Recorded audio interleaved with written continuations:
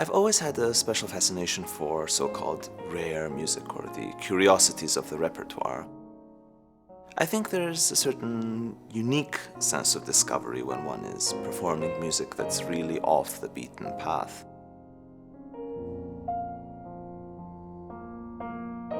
It's a real privilege for me to be able to present some wonderful music by Bowen to listeners, many of whom will be listening to this music for the very first time. On this disc, I am presenting a number of important pieces by Bowen. His vast oeuvre contains many character pieces, and the largest of these is the so-called Fragments from Andersen. Each of the 10 movements in this set of pieces is inspired by a different story by the celebrated Danish writer Hans Christian Andersen. These pieces are full of wit, charm, and gentle beauty, and really display Bowen's brilliant piano writing.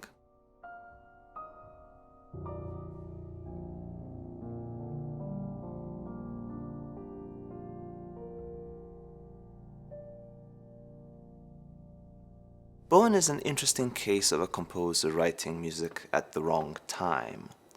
At his peak, he was among the most important pianists and composers in Britain, yet he continued to write in a late Romantic style when the music world had moved on. So by the time of his death in 1961, I think it might have come across as some sort of an anachronistic relic.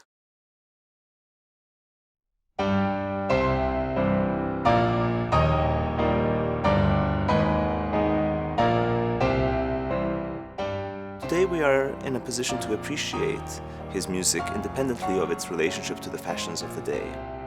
And Hyperion has been instrumental in really spearheading this revival of interest in Bowen's music. So it's really wonderful for me to be able to take part in this effort.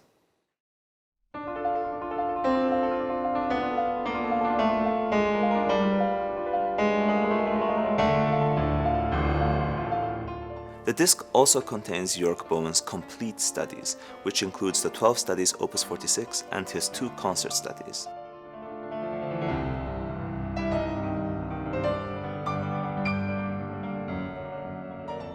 What's interesting about the 12 studies is that they do have a particular pedagogical, didactic nature, in that each of the 12 studies focuses on a certain kind of technical challenge, a certain pianistic difficulty.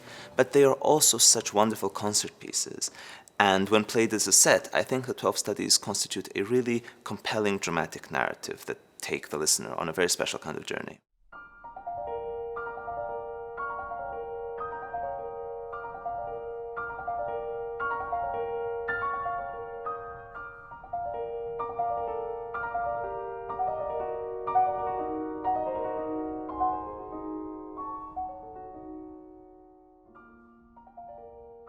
Recordings are perhaps rather like photographs, snapshots in time.